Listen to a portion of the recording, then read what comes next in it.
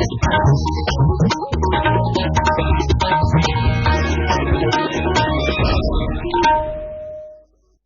समाचार के साथ मैं ज्ञानेश्वर प्रसाद श्रीवास्तव। पहले मुख्य समाचार। राज्य में 7 महीने के बाद 8 अक्टूबर से धार्मिक स्थल पूजा अर्चना के लिए खुल जाएंगे। स्कूल, कॉलेज और सिनेमा हॉल अभी बंद ही रहेंगे। झारखंड में कोरोना को हराकर स्वस्थ होने वाले मरीजों की संख्या लगातार बढ़ रही है। अब तक 72,461 लोग इलाज के बाद स्वस्थ हो चुके हैं। राजधानी रांची में सीवरेज और ड्रेनेज निर्माण के लिए मैनहर्ट कंपनी को परामर्शी बनाने के मामले में भ्रष्टाचार की शिकायत की जांच एसीबी करेगा। और राष्ट्रपिता महात्मा गांधी और पूर्व प्रधानमंत्री लाल बहादुर शास्त्री की जयंती आज राज्य समेत पूरे देश में मनाई जा रही है। और अब समाचार विस्तार से। महात्मा गांधी की 191वीं जयंती पर विशेष श्रृंखला में हम बुलेटिन का आरंभ बापू की बात से कर रहे हैं। प्रार्थना के बाद अपने एक भाषण में महात्मा गांधी ने स्वच्छता की चर्चा की। और मैं तो ये चाहूंगा कि जितना हमारा महकमा है और उसमें बड़े या छोटे अमला लोग रहे हैं वो सब इसी तरह से काम करें कि लोगों का जो पैसा है उसकी हिफाजत करे, रिश्वतखोरी छोड़ दे और सच्ची तरह से काम करे। राज्य में 7 महीने के बाद 8 अक्टूबर से धार्मिक स्थल पूजा अर्चना के लिए खुल जाएंगे। अब लोगों को मंदिरों की घंटियां और मस्जिदों की अजान सुनाई देगी। राज्य सरकार अनलॉक 5 के तहत नई गाइडलाइन जारी की है। गृह, कारा एवं आपदा प्रबंधन विभाग ने दुर्गा पूजा को लेकर भी गाइडलाइन जारी की है। इसके तहत दुर्गा पूजा के पंडाल परंपरागत रूप से बनाए जाएंगे, लेकिन पंडाल छोटे होंगे। मूर्तियों की लंबाई भी 4 फीट से अधिक नहीं होगी। श्रद्धालुओं के प्रवेश पर भी रोक रहेगी। पंडाल में किसी तरह की डेकोरेशन और लाइटिंग की अनुमति नहीं होगी। गाइडलाइन के अनुसार पंडाल में पूजा के दौरान पुजारी और आयोजकों सहित 7 से अधिक लोग नहीं होने चाहिए। भोग प्रसाद का वितरण भी नहीं होगा। पंडाल का उद्घाटन और दांडिया जैसे सांस्कृतिक कार्यक्रम की अनुमति नहीं होगी। रावण दहन कार्यक्रम पर भी रोक लगाई गई है। वहीं दूसरी तरफ स्कूल, कॉलेज और सिनेमा हॉल अभी बंद ही रहेंगे। अंतर्राज्यीय बस सेवाएं भी अभी शुरू नहीं होंगी। जारी किए गए निर्देशों के उल्लंघन पर आपदा प्रबंधन अधिनियम के तहत कार्रवाई की जाएगी। झारखंड में कोरोना को हराकर स्वस्थ होने वाले मरीजों की संख्या अब 72,461 हो गई है। मरीजों के स्वस्थ होने की बढ़ी दर के बीच अब राज्य में 11,482 सक्रिय मरीज रह गए हैं। इस तरह राज्य में 85% मरीज कोरोना को मात देकर स्वस्थ हो चुके हैं। राज्य में गुरुवार को भी 1,119 मरीज स्वस्थ हुए। वहीं विभिन्न जिलों में 1,013 नए संक्रमितों की पहचान हुई। नए संक्रमितों की पहचान होने की अपेक्षा अधिक संख्या में पुराने मरीजों के स्वस्थ होने का सिलसिला गुरुवार को भी जारी रहा। कल मिले 1,013 नए मरीजों में 266 मरीज अकेले रांची के हैं। इसके बाद पूर्वी सिंहभूम में 165 और बोकारो में 106 नए मरीजों की पहचान हुई है। अन्य जिलों में मिले मरीजों की संख्या 100 से नीचे है। गुरुवार को राज्य में 9 कोरोना मरीजों की मौत इलाज के दौरान हो गई। इनमें रांची में 3 तथा देवघर, रामगढ़, बोकारो, पूर्वी सिंहभूम, हजारीबाग और गोड्डा में 1-1 मरीज शामिल हैं। देश में कोविड रोगियों के स्वस्थ होने की दर 83.53% हो गई है। पिछले 24 घंटों के दौरान 85,000 से अधिक कोविड रोगी स्वस्थ हुए हैं। स्वास्थ्य मंत्रालय की ओर से बताया गया है कि अब तक स्वस्थ होने वालों की संख्या 52,73,000 से अधिक हो गई है। लगातार स्वस्थ होने की बढ़ रही दर से कोविड रोगियों की संख्या में कमी आई है। उधर 86,821 नए मरीजों के साथ देश में संक्रमित मामलों की संख्या 63 लाख से अधिक हो गई है। वर्तमान में 9,40,000 लोगों का इलाज चल रहा है। केंद्र सरकार द्वारा बनाई गई रणनीति टेस्ट, ट्रैक और ट्रीट के स्वस्थ होने वालों की संख्या बढ़ी है और मृत्यु दर में कमी आई है। इस समय मृत्यु दर 1.56% है, जो विश्व में सबसे कम है। पिछले 24 घंटों के दौरान 1197 लोगों की मौत के साथ ही मरने वालों की संख्या बढ़कर 98,678 हो गई है। स्वास्थ्य मंत्रालय के अनुसार भारत में विश्व स्वास्थ्य संगठन के दिशा निर्देशों से 5 गुना अधिक जांच की जा रही है। स्वास्थ्य और परिवार कल्याण मंत्रालय ने लोगों को सलाह दी है कि वे नोवल कोरोना वायरस से अपने को सुरक्षित रखने के लिए सभी बुनियादी एहतियाती उपायों का पालन करें और सामाजिक दूरी बनाए रखें। एक रिपोर्ट। सरकार ने कहा है कि आवश्यक वस्तुओं की पर्याप्त आपूर्ति जारी है और लोगों को चिंता करने की कोई जरूरत नहीं है। लोगों को सलाह दी जाती है कि वे आवश्यक वस्तुओं और चिकित्सा सामानों की खरीदारी करते समय धैर्य रखें और शांत रहें। आवश्यक वस्तुओं को खरीदने के लिए बार बार बाहर निकलने से बचें। साथ ही लोगों से हाथ मिलाने और गले लगने से भी बचना चाहिए। बाजार, मेडिकल स्टोर और अस्पतालों में लोग कम से कम 1 मीटर की दूरी बनाए रखें। घर पर गैर जरूरी सामाजिक समारोह से बचा जाना चाहिए और घर पर मेहमानों को नहीं बुलाना चाहिए। लोगों को अपनी आंख, नाक और मुंह छूने से बचना चाहिए और लगातार हाथ साफ करते रहना चाहिए। हाथ को दोनों तरफ से कम 20 सेकंड तक रगड़कर धोना चाहिए। यदि कोई व्यक्ति खांसी या बुखार से पीड़ित है तो वह दूसरों के संपर्क में आने से बचे और डॉक्टर से तुरंत परामर्श ले। स्वास्थ्य मंत्रालय ने कोरोना वायरस के बारे में जानकारी के लिए एक टोल फ्री नंबर 1075 जारी किया है। इधर राज्य सरकार की ओर से भी कई दिशा निर्देश जारी किए गए हैं। इस सिलसिले में सरकार ने हेल्पलाइन नंबर 181 जारी किया है। सरकार ने कहा है कि कोरोना वायरस से संदिग्ध तौर पर संक्रमित कोई व्यक्ति पाया जाता है तो इसकी सूचना 0651 जो रांची का कोड है और टेलीफोन नंबर 2261-000 तथा 2261-002 के अलावा फैक्स नंबर 2261-856 और मोबाइल नंबर 9955837428 पर दी जा सकती है। आकाशवाणी रांची भी आपसे अपील करता है कि कोविड-19 के संक्रमण से बचने और अन्य लोगों को सुरक्षित रखने के लिए कृपया घर पर ही रहें और सरकारी दिशा निर्देशों का पालन करें।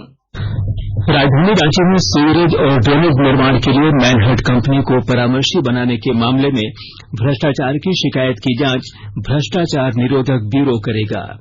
तत्कालीन नगर विकास मंत्री सरयू राय ने इस संबंध में गड़बड़ी के आरोप लगाए थे। मुख्यमंत्री हेमंत सोरेन ने कल रात एसीबी से जांच कराने की अनुमति दी है। सरयू राय ने पिछले वर्ष 31 जुलाई को एसीबी में आवेदन देकर 18 बिंदुओं पर जांच की मांग की थी। पत्र में मैनहर्ट को लाभ पहुंचाने के लिए टेंडर की शर्तों में बदलाव के भी आरोप लगाए गए हैं। आकाशवाणी के ताजा तरीन समाचारों के लिए आप हमारी वेबसाइट newsonair.com पर लॉग इन कर सकते हैं। ताजा समाचार Twitter handle @AIR News Alerts और Facebook page all India radio news पर भी उपलब्ध है।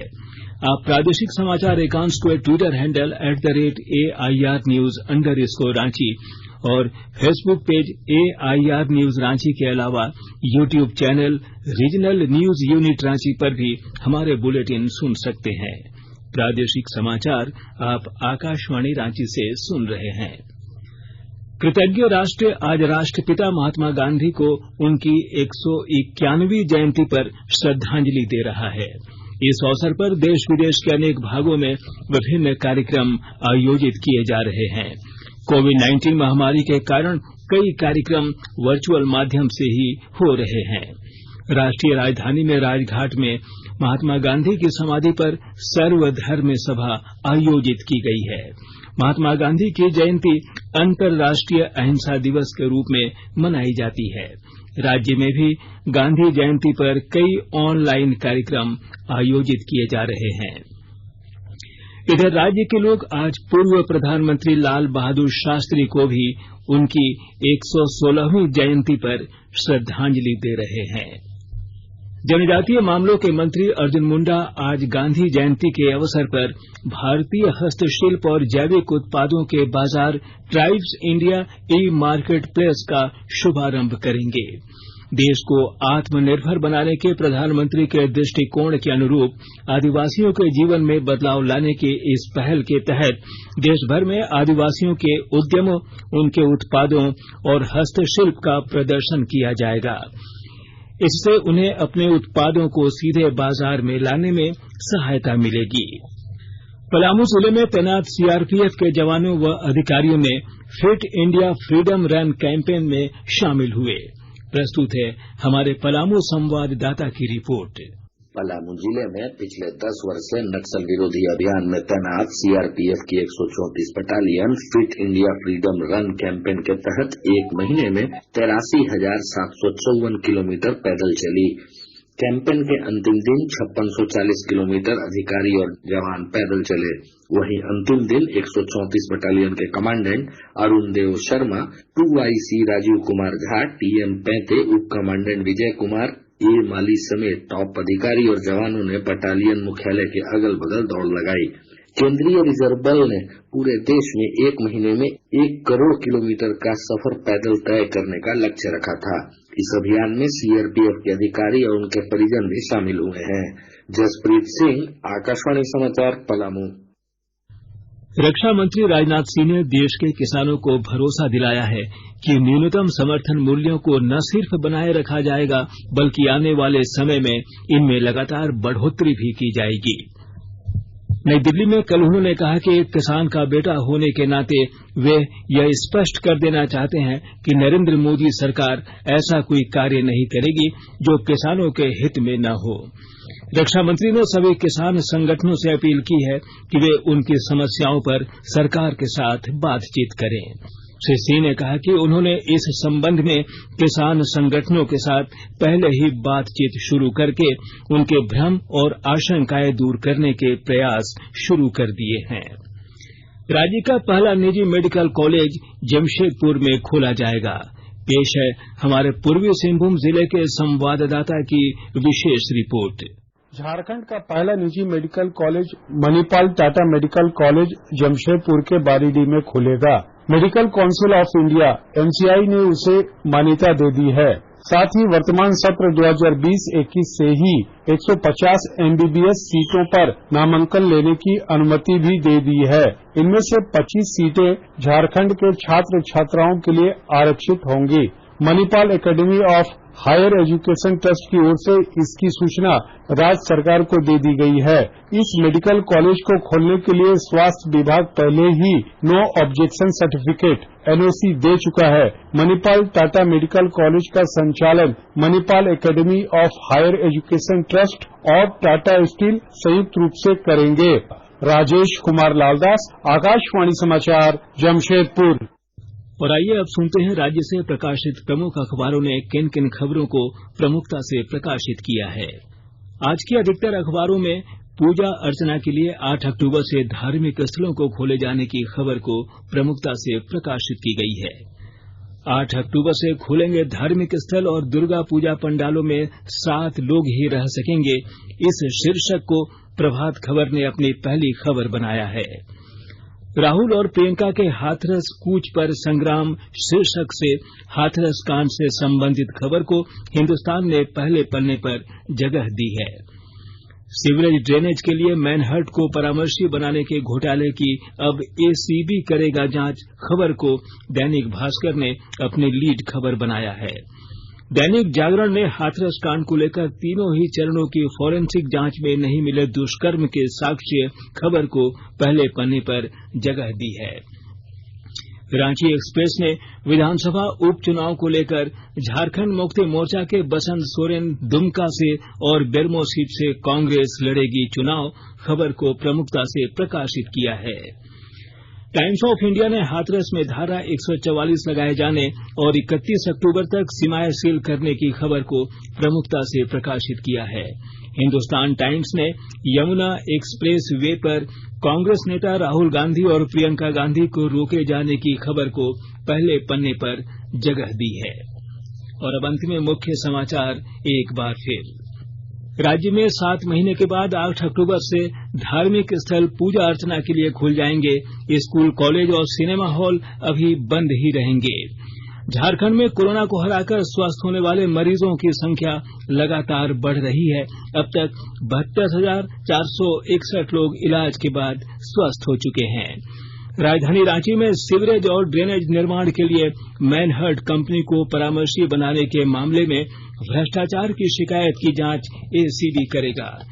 और राष्ट्रपिता महात्मा गांधी और पूर्व प्रधानमंत्री लाल बहादुर शास्त्री की जयंती आज राज्य समेत पूरे देश में मनाई जा रही है।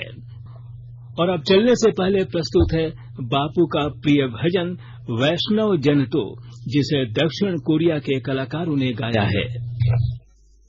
वैष्णव जन तू कहने कहिए जे पीर पराई चले रहे। वैष्णव जन तू कहने कहिए जे पीर पराई चले रहे। पर तुके उपकार कर तू ये मन अभिमान घर में रहिए, सुरक्षित रहिए और सुनते रहिए आकाशवाणी।